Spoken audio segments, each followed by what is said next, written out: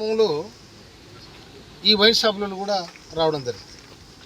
ఇప్పుడు తెలుసు నాకు, ఎందుకంటే నా పక్కన కూర్చొని నా ఇంట్లో వీడియో తీశారు కాబట్టి. అయితే నేను వాళ్ళతో మాట్లాడే సందర్భంలో మరి ఎవరు తీసిండో నాకు తెలియదు. నేను వాళ్ళు వస్తే నా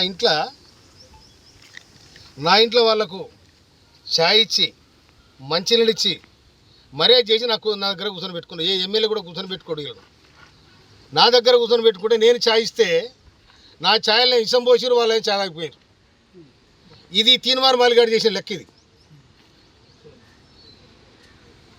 వాని మనసులు ఇవాళ ఒక మందుల సామెలంటోడు నికారసన ఉద్యమకారుణ్ణి ఇవాళ తుంగతుర్తి ప్రజలు నన్ను దీవించి ఈ విధంగా గెలిపించారు. నన్ను డ్యామేజ్ చేయడానికి, నా మీద బ్లాక్మెయిల్ చేసి నాతో డబ్బు తీసుకోవడానికి టీఆర్ఎస్తో కుమ్మక్కై నేను లిక్కర్ దందా చేసినా, లేక భూముల దందా చేసినా, ఏం దందా చేస్తా నేను? నా దందంతా ప్రజలతోనే, నా జీవితం ప్రజలతోనే బతికినాను నేను. అందుకోసమని నాతో డబ్బు లేని నాడు జనము మొన్న ఎన్నికలలో నాకు సందాలు ఇచ్చి గెలిపించుకుని ప్రజలు. అటువంటి చిల్లర దందాలు నేను చేయను. కానీ చిల్లరేషాలు వేసి ఇవాళ ఎవడైతే నా మీద వీడియో తీసుండో వాడు పోయి ఇవాళ ఆ తీర్మానం మళ్ళీ స్టూడియోలో కూర్చున్నాడు. మరి అతను చేయించినాడు అనుకోవాలా, ఎవరు చేయించినాడు అనుకోవాలా నేను? అందుకోసం దీన్ని చట్టపరంగా ఇవాళ ఒక దళితుడు, ఒక మాదిగ వ్యక్తి రాష్ట్ర ప్రభుత్వంలో ఉండడం ఇష్టం లేదా? బీసీలు అంటారు, ఎస్సీలు అంటారు, ఎస్టీలు అంటారు, సామాజిక న్యాయం. ఎక్కడ పోయినా సామాజిక న్యాయం ఇదేనా? బ్లాక్ మెయిల్ రాజకీయాల సామాజిక న్యాయం ఇదేనా? ఇది కాదు కదా. సమాజం ఏమనుకోవాలి? దమ్ముంటే తుంగతుర్తి గడ్డ మీదకి రా, తుంగతుర్తి గడ్డ మీదకి వచ్చి ఇవాళ నేను చేసింది నాకు చెప్పాలి. లేకపోతే దీని చట్టపరంగా నేను తప్పకుండా నేను చర్య తీసుకోవడానికి ప్రభుత్వాన్ని విజ్ఞప్తి చేస్తాను. నా ఇంట్లో తిని నా ఇంట్లో ఇష్టం కలిగిపోతే ఇంతకంటే ద్రోహం ఏముంటుంది?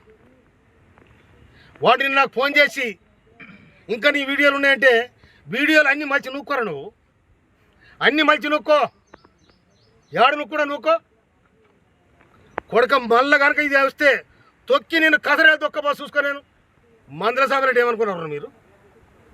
నేను మా కార్యకర్తలు దలుచుకుంటే న్యాయం కోసం తుంగతుర్తి పోరుగడ్డ కొట్టని గడ్డ ఇది. కానీ మమ్మల్ని బ్లాక్మెయిల్ చేసి, మమ్మల్ని చీటింగ్ చేసి నా ఇంటికి వచ్చి నా దగ్గర తిని నాకు వీడియో తీపిస్తారా మీరు?